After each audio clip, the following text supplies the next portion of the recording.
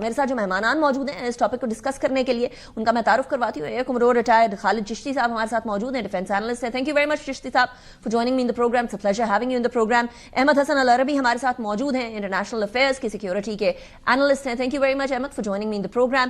سب سے پہلے چشتی صاحب اسٹارٹنگ فرام یو, یہ جو ایئر کرافٹ کریش تھا یہ مارکیٹنگ کے لیے گئے تھے, اینٹی مارکیٹنگ ہو گئی, امریکہ کے اوپر الزام دھرا جا رہا ہے کہ GE404 انجن کی خرابی کی وجہ سے تیجس کریش ہو گیا. آپ اس کو کین یو بائی دیٹ؟ بہت شکریہ نیکا صاحبہ, آپ نے انوائٹ کیا, اور میرا خیال ہے کوئی اور بات کرنے سے پہلے میں گریڈ فیملی کو, ونگ کمانڈر سیال جو جن کا جان سے گئے ہیں ان کا ان کی فیملی کے ساتھ کانڈولنس آفر کرنا چاہوں گا. اور میری آج ہی پاک فضائیہ کی سینئر لیڈرشپ سے بھی بات ہوئی ہے, اور ظاہر ہے ان کے بہاف پہ بھی میں جو متاثرہ خاندان ہے ان کو کانڈولنس آفر کرنا چاہوں گا, کیونکہ ہم انڈرسٹینڈ کرتے ہیں کہ یہ کنٹیسٹڈ سکائز میں ایکسیڈنٹ نہیں ہوا یا شوٹنگ نہیں ہوئی, نہ ہماری اس میں کوئی کل تھی, نہ اس کو سیلیبریٹ کرتے ہیں. یہ کہ ہیومن ٹریجڈی ہے اور ہم دونوں کے درمیان کلیئر فرق ڈرا کرتے ہیں. Coming back to your question, جو آپ نے کہا کہ یہ مارکیٹنگ کے پوائنٹ آف ویو سے دیکھیے, جو آپ ابھی ویڈیو کلپ چلا رہی تھیں جو ان کے تجزیہ نگار ہیں وہ کہہ رہے ہیں کہ ہندوستان کو جو جہازوں کا ڈیلے کیا گیا اس کی وجہ سے ہے. یہ آج کا نہیں ہوا. یہ جب جہاز کنسیو کیا گیا تھا 40 سال پہلے, اس وقت یہ پہلے ہندوستان ایروناٹیکل لمیٹڈ جو مینوفیکچرنگ کر رہی تھی اس جہاز کی, اس نے یہ پلان کیا تھا کہ اس کے انجن ہندوستان میں بنیں گے. پھر ان کو کامیابی حاصل نہیں ہوئی اور وہ انجن بن ہی نہیں پائے, جس کی وجہ سے یہ امریکہ سے رابطہ کیا گیا. جنرل الیکٹرک دنیا کی مانی ہوئی کمپنی ہے, نہ صرف فائٹر جہازوں کا انجن بناتی ہے بلکہ وہ کمرشل ایئر لائنس کے بھی انجن بناتی ہے. پھر ان کو اپروچ کیا گیا تو انہوں نے یہ جو 414 اور 404 انجن کا آرڈر کیا, اور یہ جہاز اڑتے رہے ہیں. اور حیرانی مجھے اس بات کی ہے کہ یہ کوئی امریکن چھپ کے تو فٹ کر کے نہیں چلے گئے. ظاہر ہے اس کی کمپیٹیبلٹی چیک کی ہوگی, ویلیویشن کی ہوگی, تھرسٹ کمپیریزن کیا ہوگا. اس کے باوجود میری جو اطلاعات ہیں, اور میں بہت عرصے سے تیجاس کو فالو کر رہا ہوں کہ ظاہر ہے یہ کاؤنٹر پارٹ ہے دوسری طرف بارڈر کے JF-17 تھنڈر کا, یہ جہاز شروع دن سے جب سے انہوں نے یہ انجن انکارپوریٹ کیا ہے, اس کے اندر وائبریشنز کا, آئل لیک کا, نان کمپیٹیبلٹی کا, ایویونکس کا, تھرسٹ مس میچ کا, یہ سب کچھ مسئلے ان کو آتے رہے ہیں. صرف یہ ہائی لائٹ اس وجہ سے ہوا ہے کہ دنیا کے سب سے بڑے شو میں جا کر پبلک کے سامنے ان کے لیے ایک امبیرسمنٹ کا سامنا کرنا پڑا ہے. میں بہت دور نہیں جاتے, آپ اور میں چھوڑ دیتے ہیں کیونکہ ہم سارے پاکستانی ہیں, آپ کے گیسٹ بھی پاکستانی ہیں.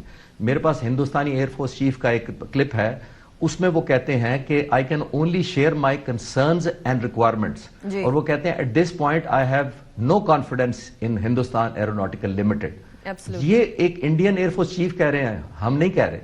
اگر آپ کے انڈین ایئر فورس چیف کا ہی جہازوں پر اعتبار نہیں ہے, ڈیلیوری ٹائم پر نہیں ہوئی, اور اگر آپ زیادہ دور نہیں جانا چاہتے تو آپ صرف 9 جنوری میں کو چلے جائیں 2025 کو. انہوں نے ایک پبلک سیمینار میں انڈین ایئر فورس چیف نے کہا تھا کہ میں نے 2016 میں ہماری ایئر فورس نے 9 سال پہلے 40 تیجاس کا آرڈر کیا تھا, آج تک ہمیں ایک جہاز نہیں ملا. پہلی بات. پھر انہوں نے کہا کہ میں جہاز اس لیے لینا چاہتا ہوں کہ میں ریلیونٹ رہ سکوں اور دشمن پر اپنا خوف رکھ سکوں. جنوری میں کہا تھا 5 6 7 کو آپ نے دیکھ لیا مئی کو کیا ہوا, نہ خوف رہا نہ ریلیونس رہی. یہ سارا کچھ انڈین ایئر فورس چیف کہہ رہے ہیں, میں نہیں کہہ رہا. اور آخری بات اس سوال کے جواب میں یہ ہے کہ دوبارہ وہ 30 مئی کو یہ کانفلکٹ جب ہو چکا تھا, جب انڈیا کے جہاز تباہ ہو چکے تھے, اس کے بعد ایک پبلک سیمینار میں انڈین ایئر فورس چیف آ کر کہتے ہیں کہ جب میں سائن کر رہا ہوتا ہوں کانٹریکٹ کسی بھی ویپنز کا اور جہازوں کا, تو سگنیچر کے وقت مجھے پتا ہوتا ہے کہ ڈیلیوری ٹائم پر نہیں ہونی, میں پھر بھی سائن کر دیتا ہوں. دیکھیے ہماری طرف تو میں پاک فضائیہ کو جانتا ہوں, پاک فضائیہ کے سربراہ سے کئی دفعہ ملا ہوں, یہاں تو ایک element of urgency, priority, fund کی اویلیبلٹی, سب کچھ آن ٹائم ہے. پروجیکٹس ہیڈ آف شیڈیول ہوتے ہیں. پرسویشن کا یہ عالم ہے کہ یہاں پہ سب کے سب ایک ٹائم لائن سے بنے ہوتے ہیں, انیبلنگ انوائرمنٹ ان کو دیا جاتا ہے اور ٹائم سے پہلے مکمل ہوتی ہیں. فرق صرف یہ ہے کہ ہندوستان کے مقابلے میں پاک فضائیہ ایک دنیا کی واحد ایئر فورس ہے جو اپنا جہاز بنا رہی ہے. دنیا کی کوئی ایئر فورس اپنا فائٹر جہاز نہیں بناتی. اس وجہ سے ہماری کمٹمنٹ, یہ پرسویشن کہیں زیادہ ہے ایز کمپیئر ٹو دوسری دنیا کے ایئر فورسز سے. رائٹ چشتی صاحب, اب obviously کیونکہ آتما نربھر کی بات کی ہے احمد نے, اس کے ساتھ گھر واپسی والا کانسیپٹ, تو اس حوالے سے سکون سے تو بیٹھنے والا نہیں ہے انڈیا. ڈیفینس منسٹر کہہ رہے ہیں کہ خدشہ ابھی بھی بھارت کے ساتھ جو ایک نئی سورٹ آف وار ہے اس کا ہے, موجود ہے. پچھلے دنوں ایکسرسائزز بھی ہو رہی تھی, نوٹمز پہ نوٹمز جاری ہو رہے تھے انڈیا کی طرف سے بھی اینڈ دین پاکستان کی طرف سے بھی. سو کیا ہم یہ ایکسپیکٹ کر سکتے ہیں کہ آفٹر آپریشن جو بنیان مرصوص ہے اور اس کے بعد جو ہم لوگوں کی وکٹریز ہیں, اس کے بعد انڈیا کوئی اس طرح کی حماقت دوبارہ کائنیٹک ڈومین میں کرے گا؟ देखिए अनिका, हमारी इंडिया के साथ एक यूनिक केमिस्ट्री या कॉम्बिनेशन है। कॉम्बिनेशन ये है कि दुनिया में तकरीबन ये जो खिता है जिसका हम जिक्र कर रहे हैं, ये तकरीबन 24% पॉपुलेशन है और ये दुनिया का वाहिद खिता है जो आपस में सिर्फ 5% ट्रेड करता है। और किसकी वजह से नहीं करता उसमें कोई ज्यादा एनालिसिस की जरूरत नहीं है। पहली बात, ये दुनिया का वाहिद मुल्क है जो पॉपुलेशन में सबसे बड़ा मुल्क है और पाकिस्तान की जो 6 गुना कम जिसकी पॉपुलेशन है, जिसकी मिलिट्री माइट कम है, जिसकी इकोनॉमी कहीं कमजोर है एज कम्पेयर टू इंडिया, लेकिन इलेक्शन जीतते वक्त वो सबसे ज्यादा एंटी पाकिस्तान स्लोगन बेचना चाहते हैं।